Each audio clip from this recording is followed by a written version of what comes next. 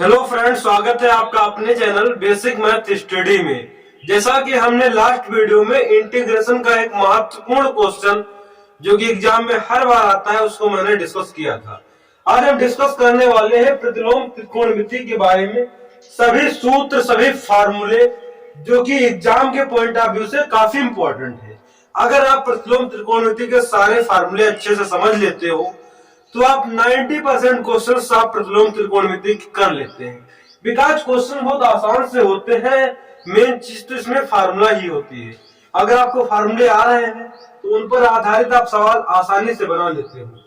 तो आज हम डिस्कस करेंगे प्रतिलोम त्रिकोणमिति के बारे में। समस्त फार्मूले है ना, जितने भी सूत्र हैं वो सारे सूत्र यहाँ पे डिस्कस होंगे। तो एक सारणी आपके बुक में दी है, एनसीईआरटी में भी, अलग अलग बुक्स में भी डिस्कस किया गया है इसके बारे में। उसमें लिखा होगा एक फलन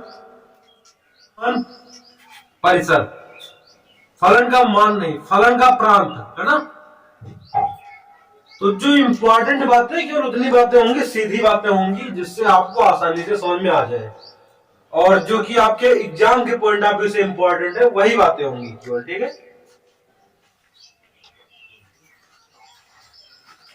जैसे यहां पर लिखा है फलन का प्रांत, यहां पर लिखा है फलन का परिसर। तो अपन समझेंगे सबसे पहले कि प्रांत क्या है और परिसर क्या है। ठीक है, प्रांत क्या है, परिसर क्या है, ये इतनी बात इसमें आपको समझनी है। प्रांत क्या होता है, जब कोई भी फलन दिया होता है तो उसमें एक y होता है और एक x होता है। तो प्रांत क्या होता है, x के मानों का समुच्चय होता है। क्या होता है, x के मानों का समुच्चय, x के मानों का समुच्चय होता है। वही अगर हम दूसरी ओर बात करें परिसर के बारे में, तो परिसर क्या होता है, y के मानों का समुच्चय होता है। y के मानों का समुच्चय होता है, इसके अलावा कुछ नहीं। तो हमने यहां तक आपको ये बताया अभी तक कि प्रांत क्या है, परिसर क्या है, कैसे डिफाइन करते हैं, ये सारी चीजें हमने डिस्कस कर लिया। प्रांत जो भी होगा वो x के मानों का समुच्चय होगा, परिसर जो होगा y के मानों का समुच्चय होता है। ये बात हमने यहाँ पे डिस्कस कर लिया है। अब यहाँ पे सारणी में जो दिया गया है, लिखा है फलन।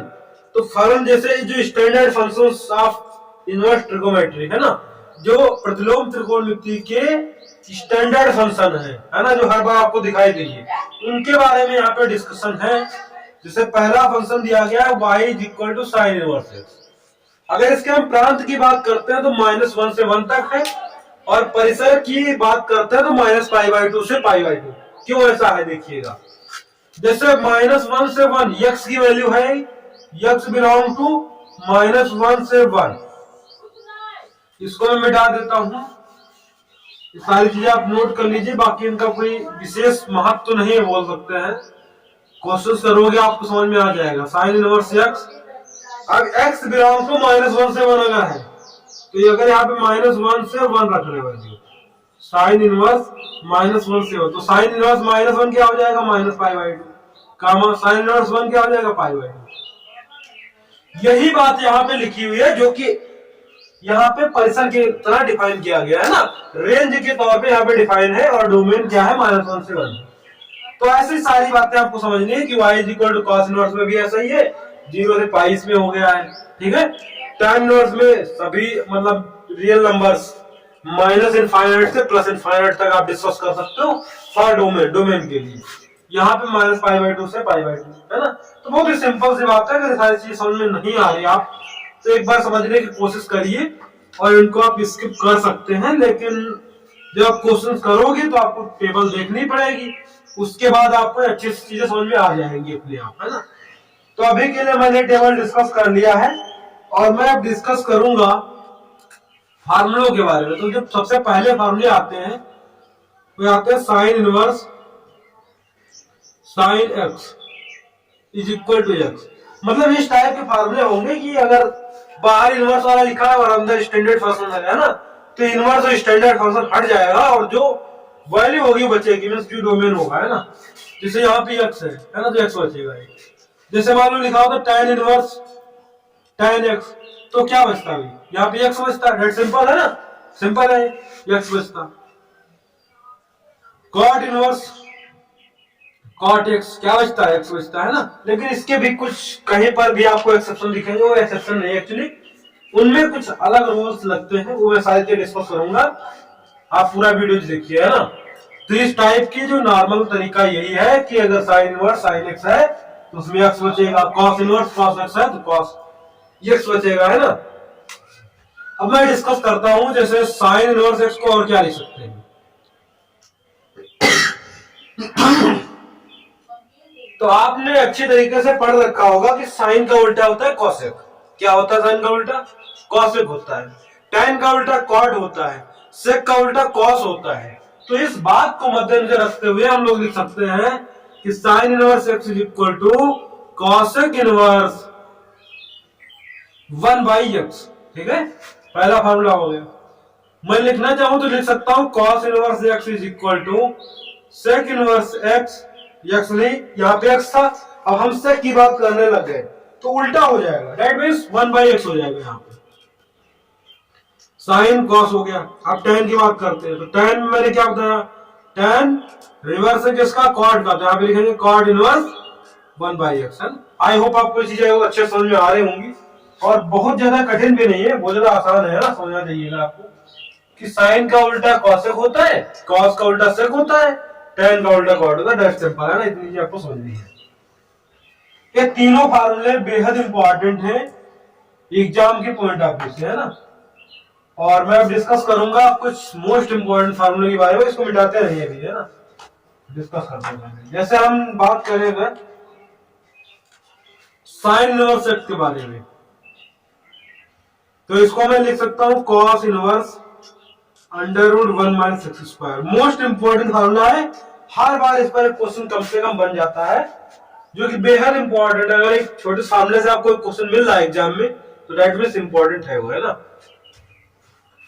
फिर इसका मैं ट्रिक ये बताऊंगा आपको कि किसी को किसी में कैसे चेंज कर लेते हैं, सारी चीजें मैं डिस्कस करूंगा, ठीक है।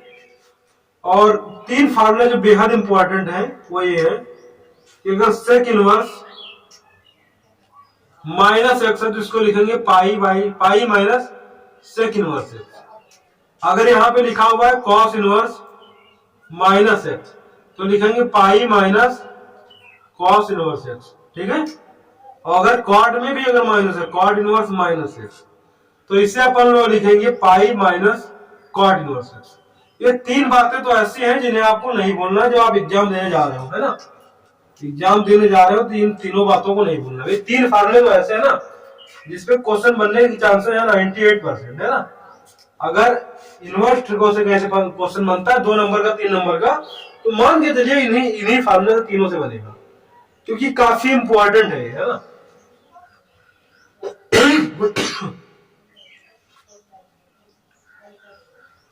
ठीक है, 98% चांसेस है इसमें क्वेश्चन बनने के। अब मैं डिस्कस करता हूं कुछ महत्वपूर्ण सूत्र, जैसे यहाँ पे सेक इनवर्स माइनस एक्स था तो माइनस बाहर नहीं आया, पाई माइनस लिखा गया, यहाँ पर भी पाई माइनस लिखा गया। लेकिन अगर इन तीनों के अलावा तीन और जो फलन है ना, जैसे मैं बात करता हूँ साइन के बारे में, अगर साइन इनवर्स माइनस एक्स आए तो सर क्या करेंगे, बताइए क्या करेंगे इसमें। तो कुछ नहीं करना, पाई थोड़ी लगाना है ना, क्योंकि स्टैंडर्ड होता तो मैं बताता, अलग होता तो मैं बताता, लेकिन इसमें अलग नहीं है, इसमें माइनस बाहर कर लेंगे, साइन इनवर्स एक्स। कॉस का हमने दिखाया क्योंकि उसमें पाई माइनस लिखा जाता है, कॉट का मैंने दिखाया क्योंकि पाई माइनस लिखा जाता है। मान लो कल को टैन की बात करता हूं मैं, टैन इनवर्स माइनस एक्स, तो इसमें क्या करेंगे, माइनस आगे निकाल लेंगे टैन इनवर्स एक्स, है ना। ठीक है, मतलब समझने की बात यह है कि तीन फार्मूले अगर ऐसे दिखते माइनस में, माइनस एक्स तो वहां पे लिखेंगे पाई माइनस करके। अगर साइन टैन सेक नहीं और कॉसेक है ना, कॉसेक, अगर तीन आते हैं तो यहाँ पर क्या होगा, माइनस बाहर कर दिया जाएगा। बहुत आसान सी बात है, अगर आप समझोगे। अगर एक बार में समझ नहीं आ रही, वीडियो थोड़ा बैक में जाइए, फिर से देखिए, समझ में आएगा। मैं हर एक चीज डिस्कस कर रहा हूँ, है ना, ऐसा नहीं कुछ स्किप कर रहा हूँ, इसके कुछ नहीं कर रहा हूँ। इसको मिटा देते हैं, स्क्रीनशॉट ले लो एक बार, है ना। और इसको मैंने मिटा दिया है। अब मैं एक ऐसी चीज बताऊंगा जिसको पढ़ने के बाद आप ये बोल सकते हो कि हर एक क्वेश्चन, है ना, जो अभी तक आपसे नहीं बनता था वो आज से बन जाएगा, है ना।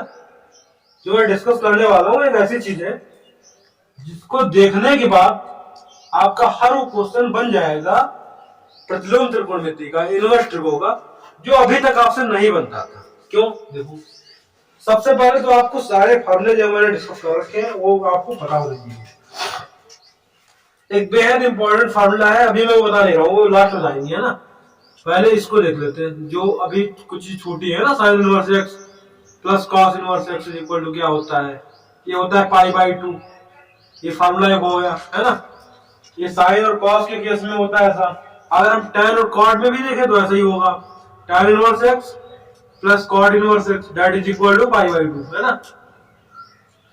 तीसरा फार्मूला एक और है सेक के फॉर्म में, है ना, तो sec inverse x plus cosec inverse x that is equal to pi by 2, है ना। तो बेहद इंपॉर्टेंट फार्मूले थे, हमने दिखा दिए। और अपन अब डिस्कस करेंगे कुछ बहुत ही इंपॉर्टेंट, जैसे साइन ए प्लस बी अपन पढ़ते थे, sin A into cos B plus cos into sin B, ठीक है। कॉस ए प्लस बी के बारे में पढ़ते थे, cos A into cos B minus sin into sin B. तो उसी पर बेस्ड है, फार्मूले आपको बहुत आसानी से याद हो जाएंगे अगर आप एक बार ध्यान से वीडियो पूरा देख लोगे तो। वीडियो के लास्ट में जो बताऊंगा वो बेहद इंपॉर्टेंट है, बिकॉज आपको अगर फार्मूले सारे नहीं भी याद है तो आप उसको देख करके आसानी से समझ सकते हो चीजें, है ना। उससे बहुत सारे फार्मूले जनरेट हो जाते हैं ऑटोमेटिक। देखते हैं, तो ये हमने 3 फार्मूले आपको बता दिए। अब इसके बाद मैं बात करता हूँ साइन इनवर्स ए प्लस साइन इनवर्स बी क्या होता है। साइन इनवर्स एक्स वाई लिखो, है ना, अच्छा लगेगा थोड़ा। Sin inverse x plus sin inverse y is equal to होगा sin inverse x under root 1 minus y square plus y under root 1 minus x square, है ना। और साइन इनवर्स यहाँ पे अगर माइनस होगा यहाँ पर भी माइनस होगा। इट्स सिंपल, बहुत आसान सा है ना। यहाँ भी माइनस होगा, यहाँ भी माइनस होगा। कॉस के केस में क्या होगा, उल्टा, अगर माइनस होगा तो इधर प्लस हो जाएगा, इधर प्लस तो इधर माइनस, मतलब जो इधर होगा वो इधर नहीं होगा। देखते हैं, जैसे लिखा हुआ cos inverse x plus minus cos inverse y, तो पहले मैं प्लस का देख लेता हूँ केवल, ठीक है। तो यहाँ पे बन जाएगा cos इनवर्स x y, अब यहाँ पे प्लस था तो यहाँ पे माइनस लगेगा, under root 1 minus x square under root 1 minus y square. कितना आसान सा है ना। अगर आप एक बार पूरा वीडियो देख लो तो बहुत आसान सी चीजें है ना, आप समझ में आ जाएंगे। जैसे यहाँ पे अगर माइनस लगाएंगे कितना आसान है ना। अगर मैं tan की बात करता हूँ तो tan inverse x plus tan inverse y, ये होता है tan inverse x plus y अपान 1 माइनस एक्स वाई। कल को ये बात आपको याद थी, लेकिन क्वेश्चन में यहाँ पे माइनस दिख गया तो आपको कुछ नहीं करना, यहाँ पे माइनस दिख गया प्लस के स्थान पे, तो इधर प्लस को माइनस लगा देंगे, माइनस को प्लस, मतलब यहाँ पे माइनस लगाएंगे हम प्लस लगाएंगे। कितनी आसान सी बात है ना।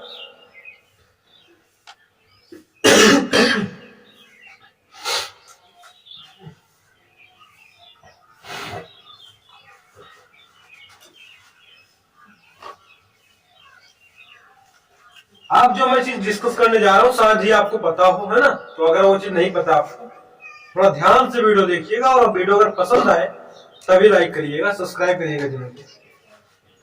तो डिस्कस करते हैं, जैसे मान लीजिए कोई क्वेश्चन आप कर रहे होंगे तो उसमें साइन इनवर्स एक्स के हिसाब से फार्मूला पढ़ा है cos inverse under root 1 minus x square, है ना। कल को मान लीजिए क्वेश्चन में ऐसा दिख गया tan और यहाँ पे लिखा हुआ है साइन इनवर्स एक्स, ठीक है। ऐसा कहीं पे स्टेप आ गया तो आप क्या करेंगे, अब अगर आप साइन इनवर्स को कैसे भी अगर आप tan इनवर्स में ब्रेक कर लेते हो तो tan और tan इनवर्स हट जाएंगे। सही बात है, कोई दिक्कत नहीं है ना। tan और tan इनवर्स तब हट जाते हैं, है ना। अगर यहाँ पे tan इनवर्स समथिंग आ जाए और यहाँ पे tan है जैसे, तो हमें पता है कि tan और tan इनवर्स हट जाएंगे। अब मैं आपको यही समझा रहा हूं कि साइन इनवर्स को कैसे tan में चेंज करेंगे, कैसे कॉट में चेंज करेंगे, कैसे सेक में चेंज करेंगे, कैसे किसी में भी चेंज कर सकते हैं। मतलब 6 अनुपात है आपके पास, है ना, sine cos tan cot sec cosec, किसी को भी किसी में चेंज कर सकते हो आप, है ना, बिना फार्मूले आपके। देखो वैसे जैसे यहाँ पे लिखा हुआ साइन इनवर्स एक्स, ठीक है। अब आपने एक चीज पढ़ रखी होगी लाल बटे कक्का, है ना, अगर नहीं पढ़ा तो पढ़ लीजिए आज। लाल बटे कक्का। ये किसके लिए? साइन के लिए होता है, साइन। लंब बटे कर्ण, आधार बटे कर्ण क्या होता है? कॉस के लिए। लंब बटे आधार टैन के लिए होता है, ठीक है। अब यहां पे अपन ने देखा कि साइन और सेक्स लिखा हुआ है, तो इसका मतलब हम क्या समझे? साइन और सेक्स का मतलब समझ सकते हैं हम लोग कि sine inverse x upon one, समझ सकते हैं? कोई आपत्ति? कोई दिक्कत नहीं है ना। अब हमने आपको क्या पढ़ाया है कि साइन ए बराबर होता है लंब बटे कर्ण। साइन बराबर क्या होता है? लंब बटे कर्ण। लाल बटे कक्का से आपने पढ़ रखा है ना।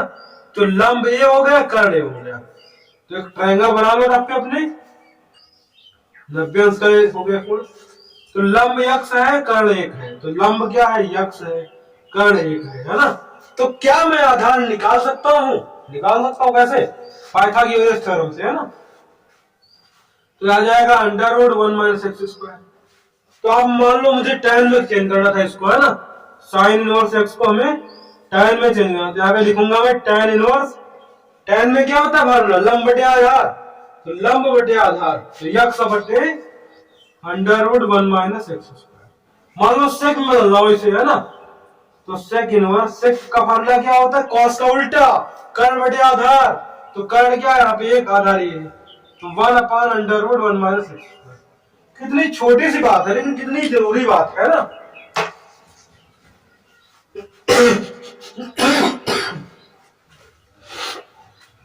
आई होप आपको वीडियो पसंद आया होगा। आई होप आपको वीडियो पसंद आया होगा। सारे क्वेश्चन जो मैंने आपको समझाए, करने के तरीके और जो भी इंपॉर्टेंट फॉर्मूले जो डिस्कस किए, आपको समझ में आ गए होंगे। इसका एक पार्ट 2 जब आएगा तो उसमें हम डिस्कस कर रहे होंगे कि इसके क्या इंपॉर्टेंट क्वेश्चंस हैं जिसके आने के चांसेस एग्जाम में बहुत ज्यादा है ना। तो एग्जाम को देखते हुए कम वीडियोज में हम ज्यादा से ज्यादा सिलेबस कवर करने की कोशिश कर रहे हैं। तो प्लीज लाइक करिए वीडियो को, सब्सक्राइब करिए चैनल को, जिससे आप तक ये वीडियोज आसानी से पहुंच पाए। और मिलते हैं नए वीडियो के साथ, तब तक के लिए जय हिंद, जय भारत।